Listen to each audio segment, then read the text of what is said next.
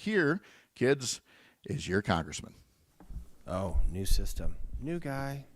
Hey, I want to clear the air, and I'm going to dispel some things. If you're receiving benefits from the federal government lawfully as an American citizen, your benefits are not going to be reduced by a nickel.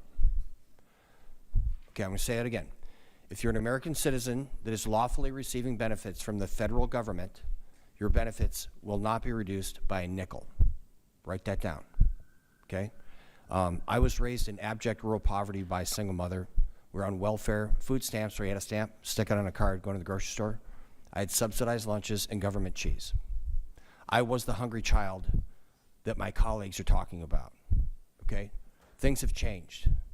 And the same people that told you during the last budgetary cycle that Republicans are going to cut Medicaid, Medicare, Social Security, WIC, SNAP, they lied to you. They lied openly to the American public. They're the same people that lied to you and are fear-mongering with hungry children and those most in need in our country. And it's unacceptable and it's despicable. This should be a nonpartisan committee. They're lying. I'm over it. Stop it. 94, here's to my Republican people. 94% of all tillable land in this country is represented by Republicans. And more people in rural areas use SNAP benefits than in urban areas. So when my friends over here are talking smack about these programs, they're wrong. Their job title is representative, and they need to represent their people. My dairy farmers use SNAP and they produce food. To you, you're wrong. My Democrat colleagues, there's billions and billions and billions of dollars in fraud with these programs. Refining a program does not say getting rid of the program. It's refining it.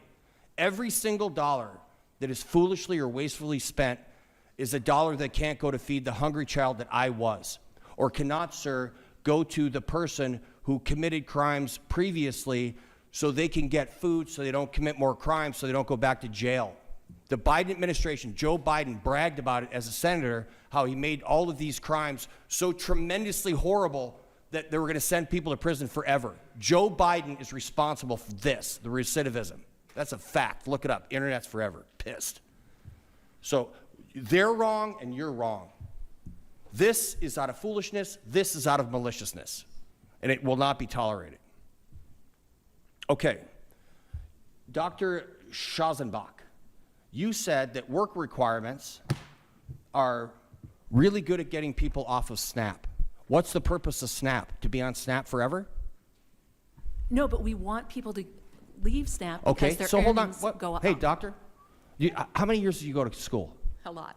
Like how many? At 17. Okay, so I dropped out of high school as a sophomore. Like 2 weeks into my sophomore year. I got an undergraduate degree at 44, got accepted to law school at 50. The advantage of being a high school dropout is what you don't have. Like, you don't get it. If work requirements are getting people off of SNAP, that's success. The metric of success are people who are working. Are you familiar with But source? they're not working. Are But you familiar it's dropping off of... Don't interrupt me. Are you familiar with Ability One? Of what? Ability One. No. It's a nationwide program that hires profoundly handicapped people. Profoundly. And I have two of these centers in my district.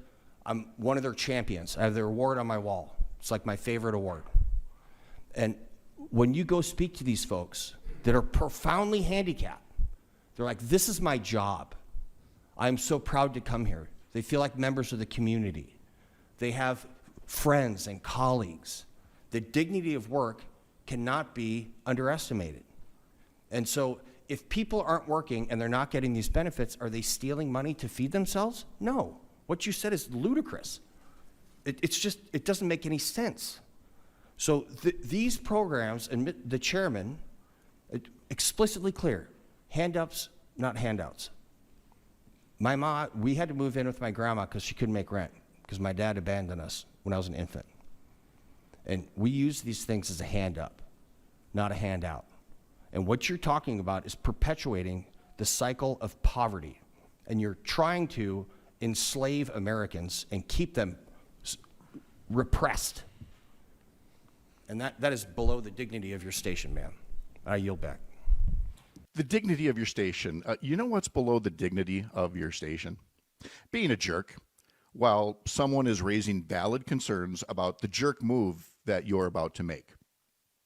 If Derrick Van Orden has a specific plan about cutting $235 billion without cutting a nickel's worth of benefits, hey, I'm ready to hear it. But we haven't heard it from Donald Trump, Elon Musk, or anybody else. Greg, you heard that for the very first time. A lot of people heard it for the first time when we heard yesterday that he had done this, and we went and found the tape. And I got to say, we played the tape the first time. We're like, oh, yeah, okay, there's Derrick Van Orden doing Derrick Van Orden things again. Yeah. And yet, even though it's not a surprise, it's no less disappointing. It never is. That's the thing is if you tell me he's yelling at someone, I'm like, well, then he's in his natural form. That's how he's always happy being aggressive towards, and he's really happy being aggressive towards women. I'm not going to lie about that. I see a lot of things of him like snapping back at people, yelling, and it's a lot of times. And in this time, we have a very educated woman speaking solemnly on a nuanced topic. And what does he just do?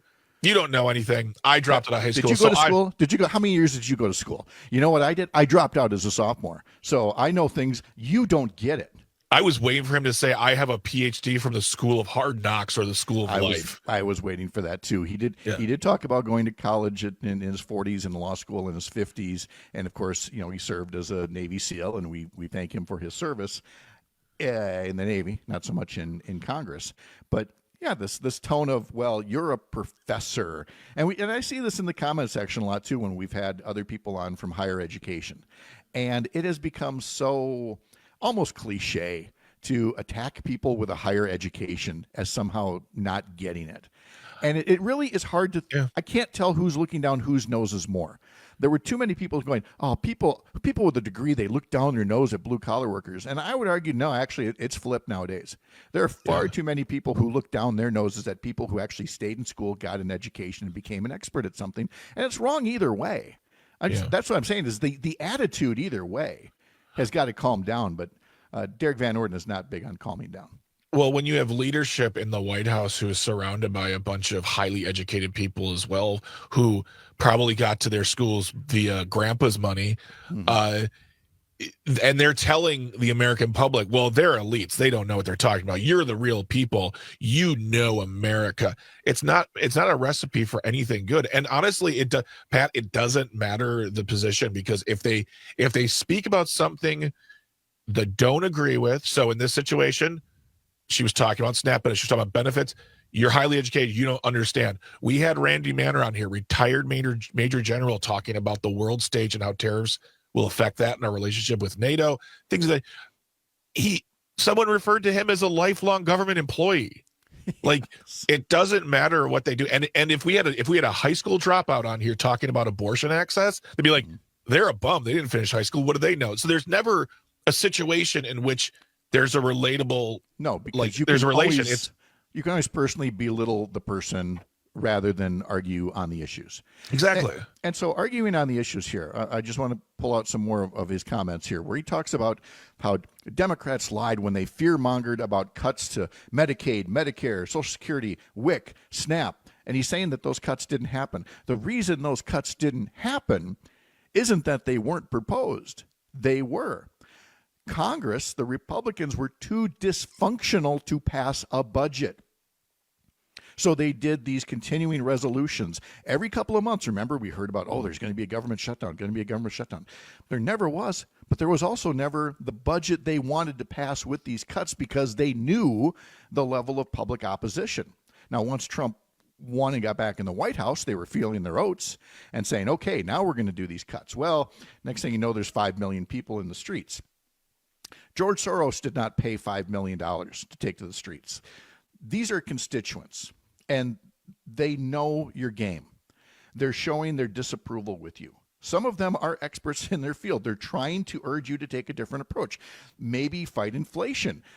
Maybe help people with job skills instead of cutting the funding for these programs so that you can have more tax cuts.